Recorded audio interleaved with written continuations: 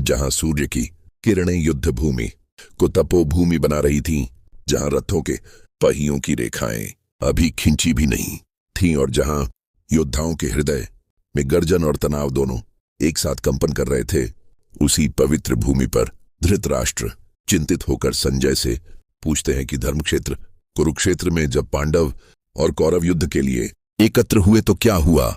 और संजय दिव्य दृष्टि से सब कुछ देख रहे थे और वे वर्णन प्रारंभ करते हैं कि दुर्योधन, जो अपने मन में असुरक्षा, क्रोध, अहंकार और डर का मिश्रित तूफान लेकर आया था, द्रोणाचार्य के पास जाता है और उनसे कहता है कि देखिए गुरुजी, यह पांडवों की सेना कितनी विशाल है। भीम और अर्जुन जैसे महायोद्धा इसकी शक्ति बढ़ा रहे हैं और पांडवों की ओर से धृष्टद्युम्न, शिखंडी, विराट, सात्यकी, द्रुपद, उत्तमौजा, चैकितान, काशीराज, पुरुजित, कुंती भोज और अन्य अनगिनत महारथी युद्ध में उतरने को तैयार हैं। वहीं हमारी ओर भी भीष्म, कर्ण, कृपाचार्य, अश्वत्थामा, विकर्ण तथा सोमदत्त के पुत्र जैसे महावीर उपस्थित हैं। परंतु दुर्योधन का मन अशांत है, क्योंकि उसे पता है कि धर्म पांडवों के साथ है। तभी भीष्म अपने शंख का प्रचंड नाद करते हैं और यह संकेत युद्ध का उद्घोष जैसा प्रतीत होता है और उनके शंख के साथ ही सभी कौरव सैनिक अपने अपने शंख, नगाड़े, भेरी, मृदंग और तुरही बजाना शुरू करते हैं। फिर पांडवों की ओर से भी सभी योद्धा अपने दिव्य शंख बजाते हैं। कृष्ण का पांचजन्य, अर्जुन का देवदत्त, भीम का पौंड्र, युधिष्ठिर का अनंत विजय, नकुल सहदेव का सुघोष और मणिपुष्पक, इन शंखों का नाद आकाश को भर देता है और दोनों सेनाओं के मध्य तनाव चरम पर पहुंच जाता है।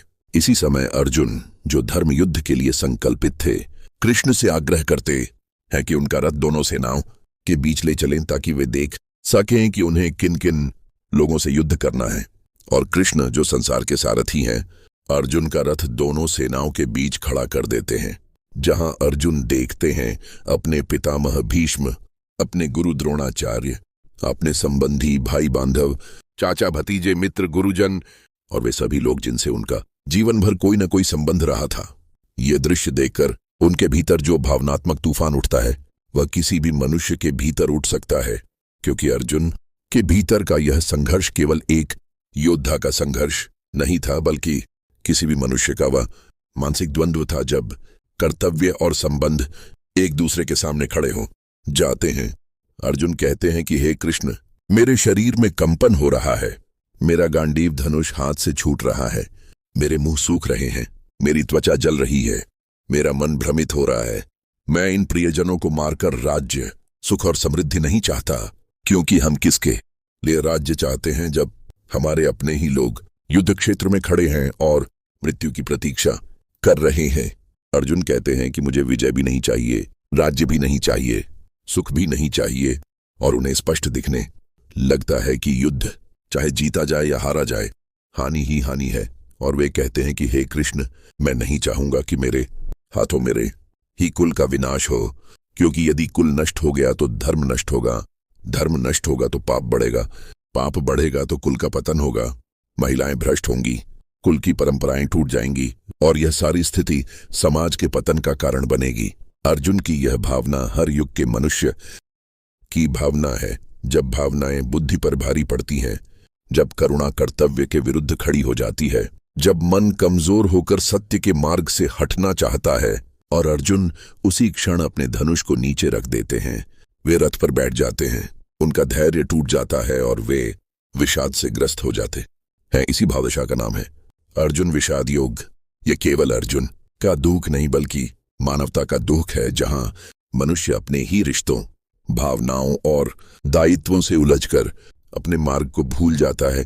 और ठीक इसी क्षण से गीता का वास्तविक आरंभ होता है, क्योंकि जहां प्रश्न गहरे होते हैं, वहां उत्तर भी दिव्य होते हैं।